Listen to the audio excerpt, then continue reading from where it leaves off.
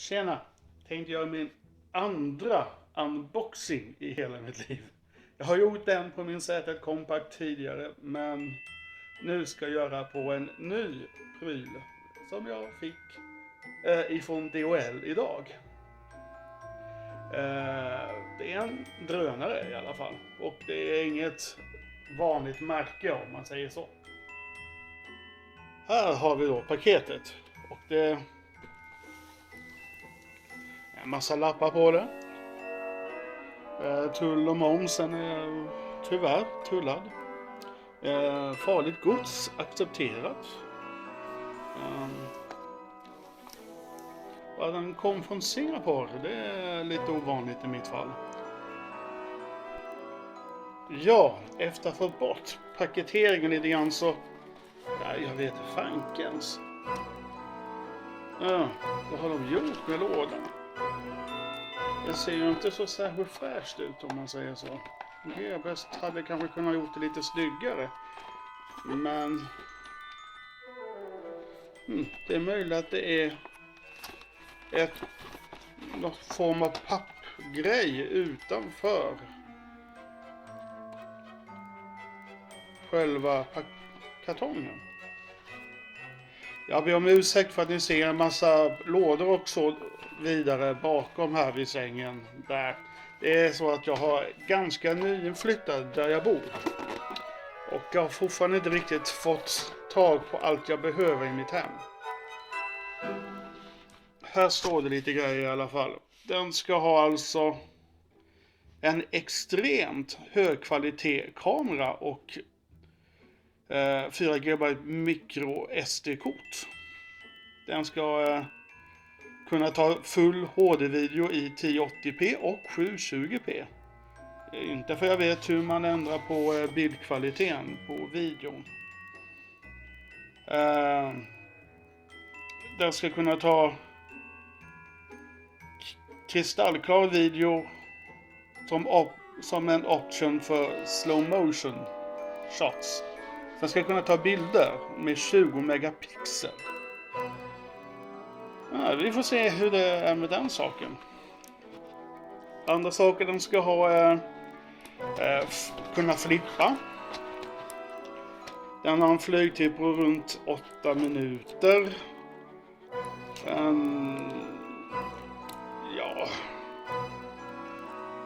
Det går inte riktigt se här. Jag ska se om man kan packa upp lite till. Den ska ha någon form av autopilot, ska det förklara den i princip. Och det menar att den ska typ spela in 70 sekunder av ens flygtid och på något sätt kunna återgå liksom tillbaks till utgångspunkten eller någonting sådant. Vi får se hur det funkar. Den har headless flygning också, att man kan ställa in den så att den liksom inte är inställd som det normalt sett är, att den går bara framåt och sen måste man liksom gå runt. Utan drar man den bakåt så går den bakåt även om den nog skulle vara bakåt, framåt. Ja, det är lite krångligt. Här har vi då manualen som då ser ut att vara på engelska. Ser ganska okej ut. Det är väldigt mycket ord och förklaringar om saker och ting.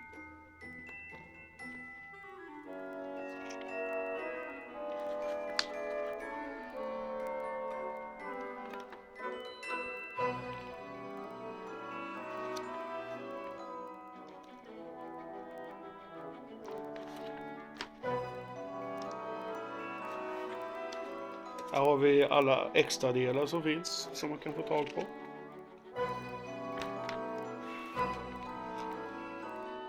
Här har vi förklaringen på hur kameran fungerar.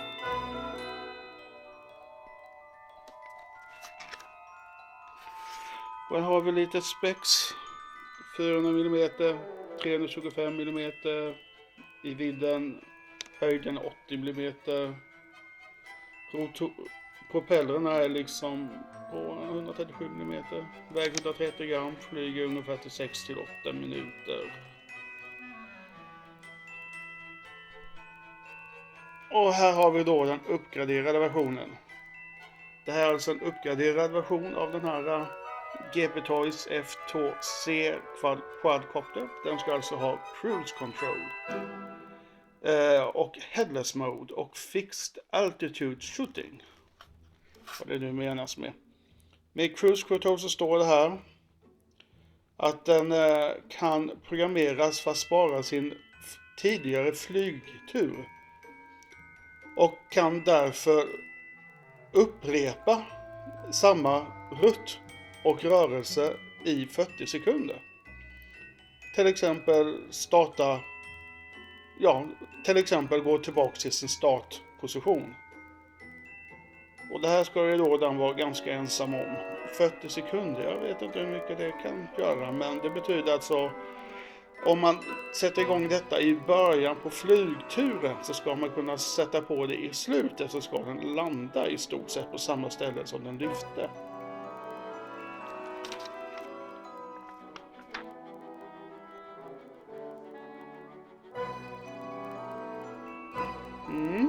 Vi får se hur bra det där fungerar.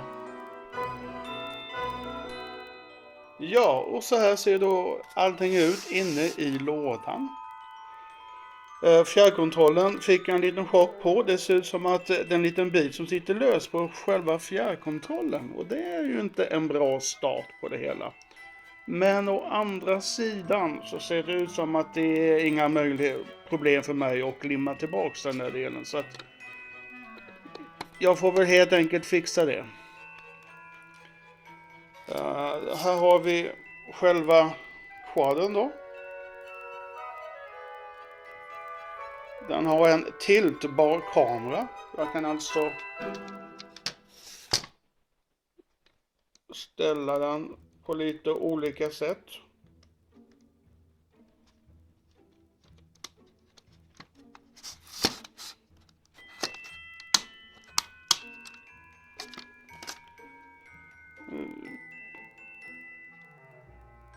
Vi får se här hur den ser ut. Den ser inte speciellt ny ut om man ska vara ärlig. Den ser faktiskt ut att vara använd. Vi får se vad som händer, för att det finns tendenser till att det är smuts under, så att det här kan vara ett demo-X eller något sådant. Det är lite damm till exempel.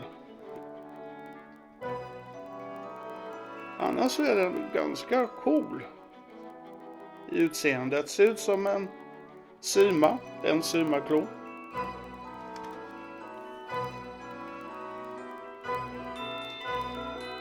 Den har en liten lampa här bak, den gröna, där som antagligen ska se ut som att den har någon form av GPS, antar jag. Sen har vi en liten påse här, eller vi kan ta de här. Här har vi då själva skydden för propellrarna.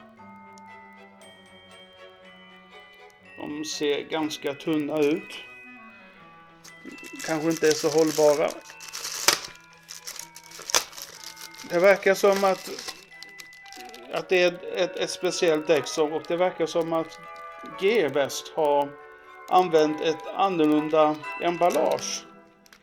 Det känns lite som att de har gjort ett nytt emballage för att skicka detta hit. Just för att det då är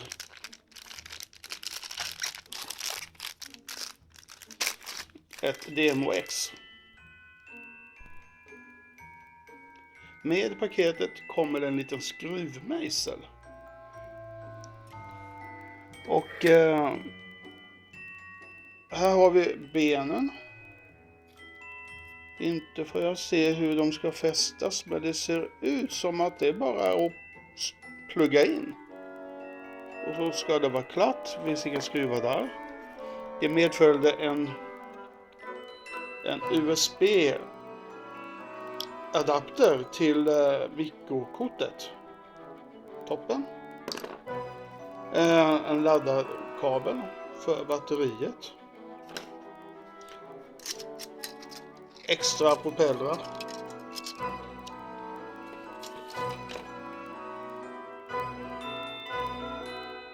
De känns faktiskt ganska sköra, om man ska vara ärlig. Ja, sen har vi ju då ett minneskort som verkar vara instucket i kameran här på 4 gigabyte.